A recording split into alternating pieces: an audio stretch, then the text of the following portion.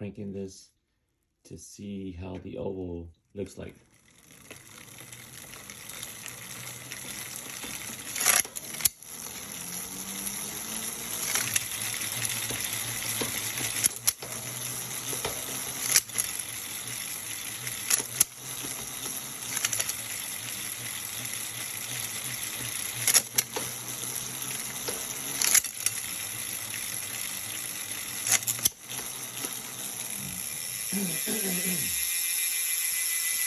So, as you see, it catches pretty good. The moment I click on it, it catches. So, a little slow motion here. You'll hear the shifter the moment I press it. And go.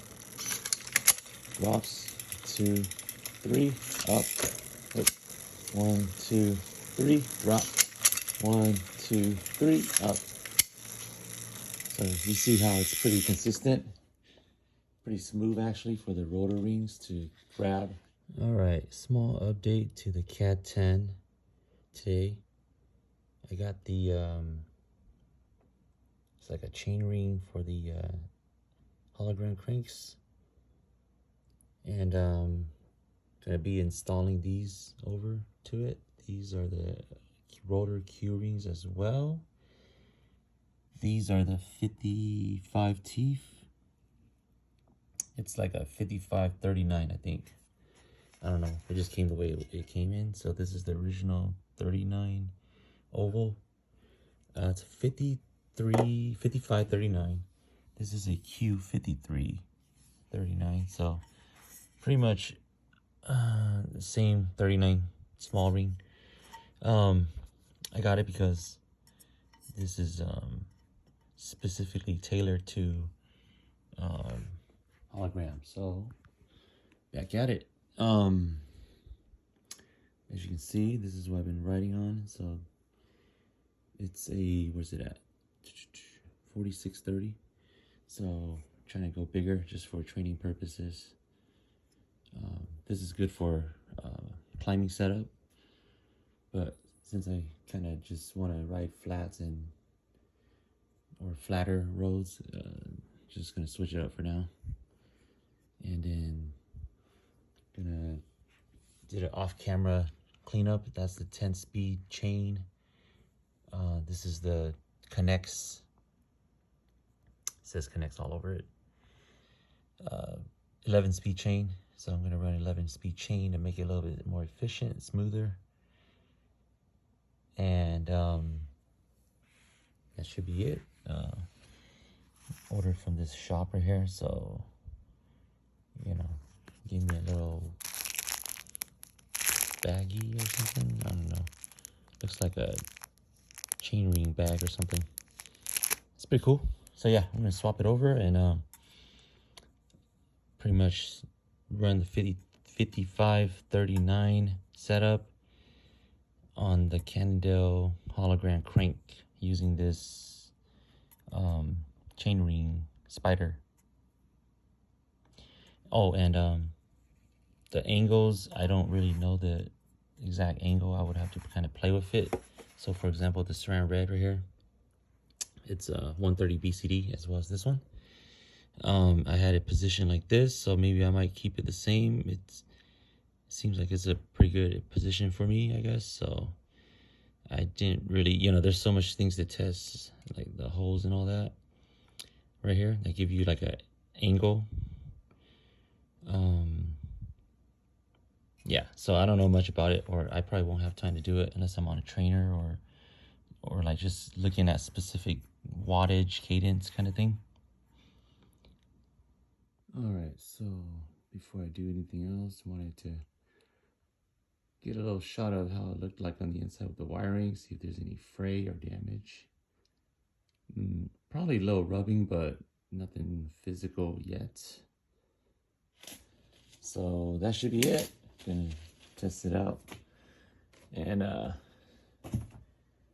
see what these gears are made of.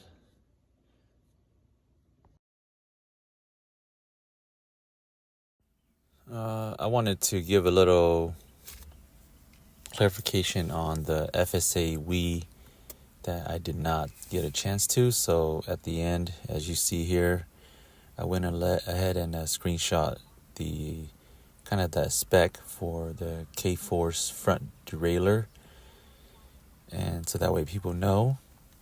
First of all, I wanted to say that the app is pretty unsupported. It's not really good. Keeps crashing or not signing in.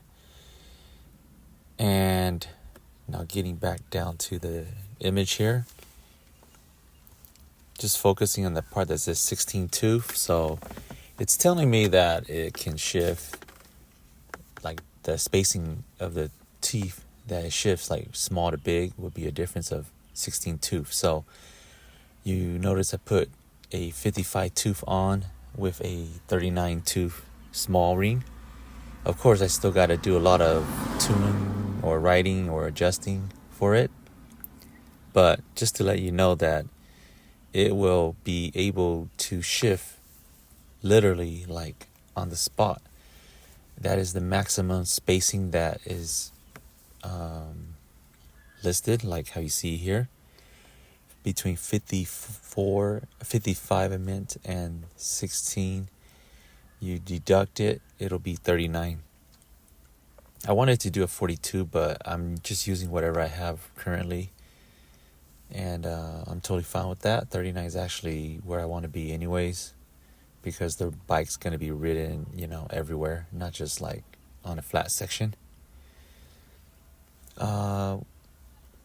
Also, one thing I wanted to add, this is something maybe technical stuff about the front derailleur, is that it caused some kind of glitch in the gearing shifting. So that's something I'm going to figure out off camera. If I do feel like sharing it, or if it's something worth sharing, I'll share it with the FSA. So it was a little tedious learning it and all that.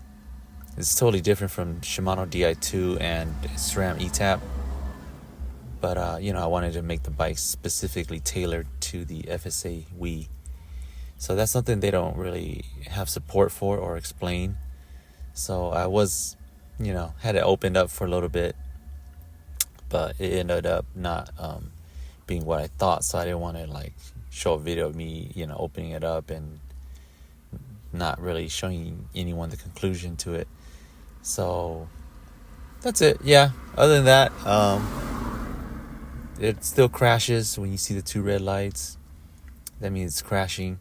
I know before this image right here, it shows what the two red light means, which is to adjust the front derailleur. And just a side note, one last thing is that 55 would be the maximum you can push the Caad10 frame, and then 46 would be roughly the smallest you can push it if you were to run, smallest chainring size. 4630 would be like what I was running already. It looked kind of odd if you go back and look at the video, but it worked. And in 55, that's the maximum. It could barely even fit the 55. So yeah,